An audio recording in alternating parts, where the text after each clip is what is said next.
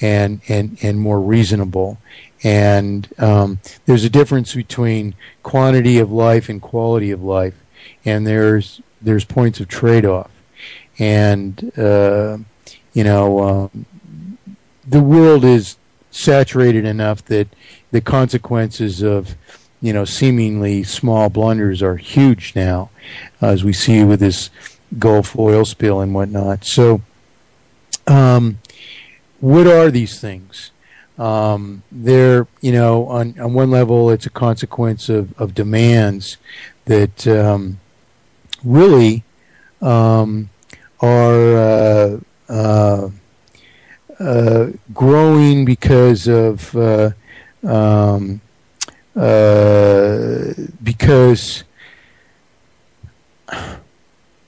because we don't really have a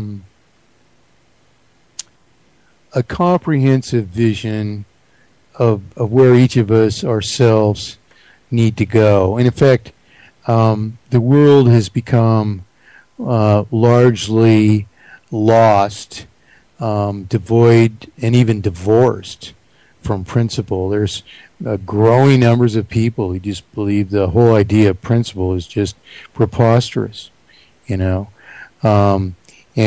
these wrong ideas have their consequences. And if you want to practice them, fine, but limit the consequences of your practice to yourself. And this is something that we all need to do, and this is actually how we've structured this mandate too. Is that all right?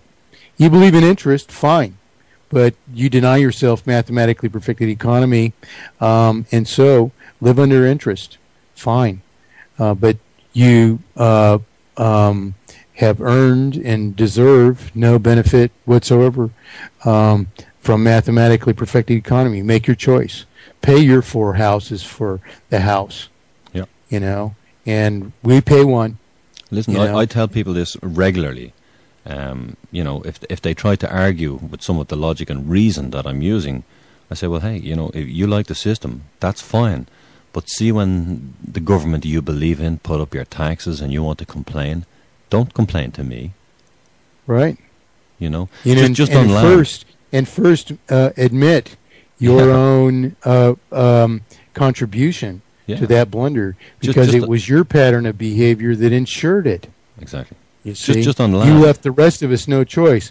Yeah. But the thing is that to insist that we live under interest is a crime against us, and Absolutely. It's a crime against those 125,000 children under the age of 12 living on the streets of Los Angeles, That's homeless. Just crazy. You're putting them there. Yeah, precisely. Own up and take your responsibility.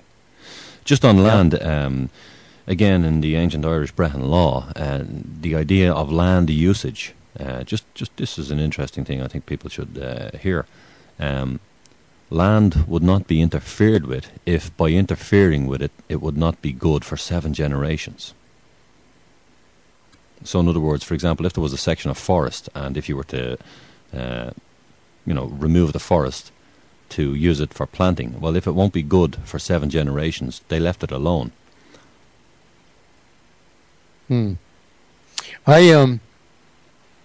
I have a concept I'm just going to share in addition to that.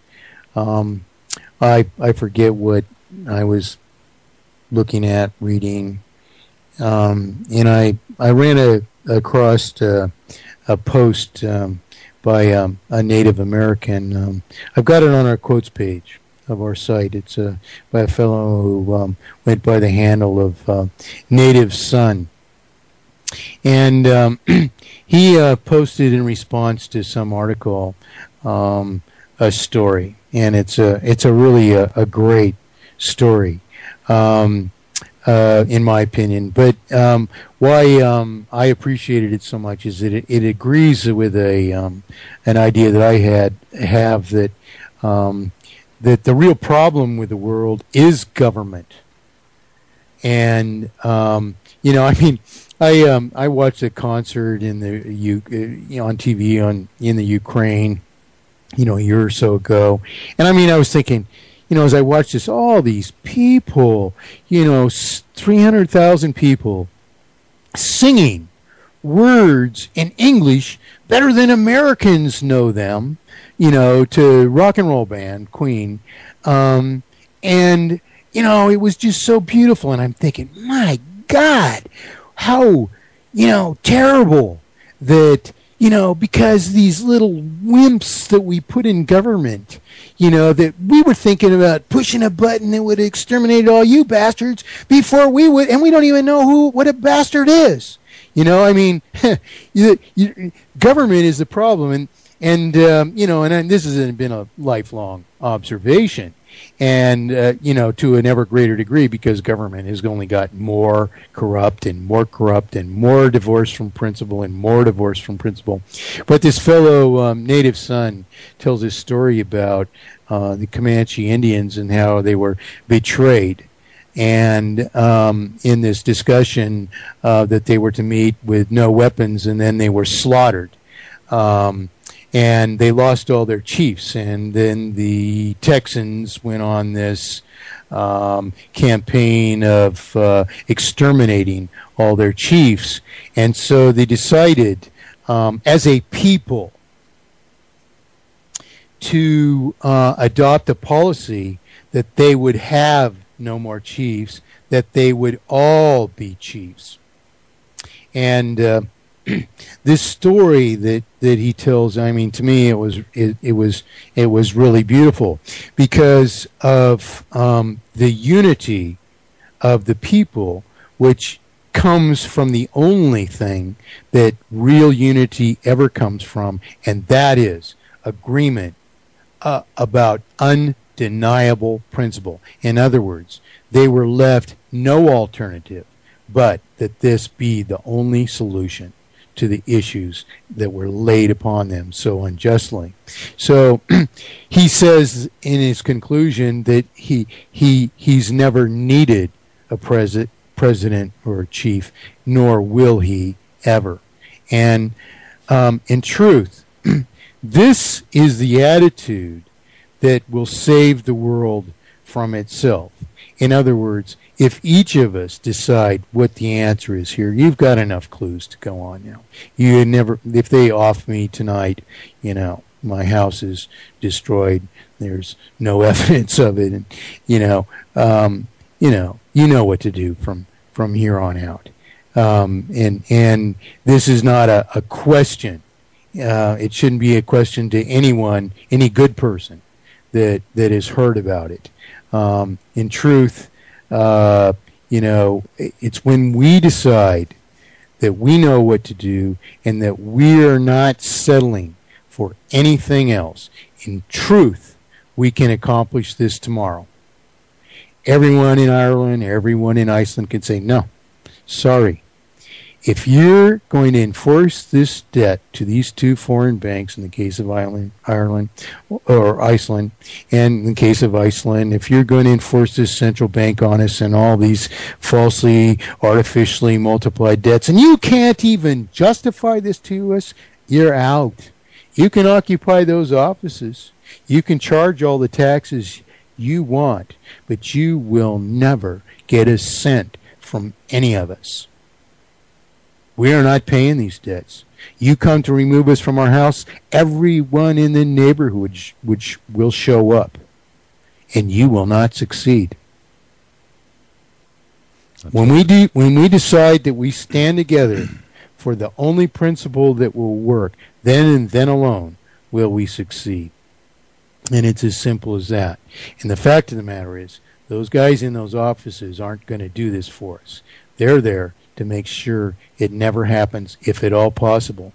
And if you think of this from their shoes, how are you in that office with a police force that understands it can only represent the people, with a military force that likewise realizes, hey, they're going against themselves if they enforce what orders come from that office. That guy's the tip of the pyramid, but nothing ever happens unless each guy below him says yes, and every guy below all those guys says yes, and every guy below all those guys says yes, and we can break it off at any level. But when it comes to each of us individuals, it's not happening. And that's the only thing that's going to change the world. One of my plagiarists, Ellen Hodgson Brown, said once to me, and I asked her for her math. She says that her proposition, which is an obfuscation of my solution, which she didn't think of herself, is a trillion times more likely to succeed than mine. So I asked her for her math. But her proposition, what she meant was, what she's trying to argue, is that in presenting it to the bankers for their approval, that they would be more likely to approve of it. What are we going to ask them for? That's like going up to the... It's like going up, hey, to your jailer. Is it okay if I walk free, please? No. Oh, okay. And that's just, I'm sorry, how stupid. Yeah. How stupid. It's moronic. And it's not a matter of asking your representative. If you have to ask your representative for representation, you do not have representative government. That is that. The very idea that you would have to ask for it, and then the idea that they won't even reply because they can't defend their offenses against you, that is usurpation. So if you don't want to believe you have a conspiracy against you, you have your head so far in the sand, no one can help you, and you're the problem, you know. Absolutely. And I don't mean to make that the motivation for doing this. I mean, I hope that just people will realize, hey, there's one justice. We're here to trade our work together. Where do these other guys come into the equation? Why should they get any share of at all, much less a multiple of the transaction? Yeah. Where does this concept come from? What is its basis in law? Where in human history, in the development of just humanity, did this come as if it's a divine principle? In fact, it couldn't be a more anti-Christian concept or anti-Muslim concept or anti-Jewish concept. It's forbidden in all three, those major religions. It's absolutely forbidden. And what do you have everywhere in the world? When we go into Iraq, ostensibly for against mass weapons of destruction, which our country is more guilty of having than any country in the world, and we go there, ostensibly to do that. And what is the first thing that happens before Iraq even gets a formal government? They get a central bank, which charges interest. In Islam, it's forbidden both to give or to take interest.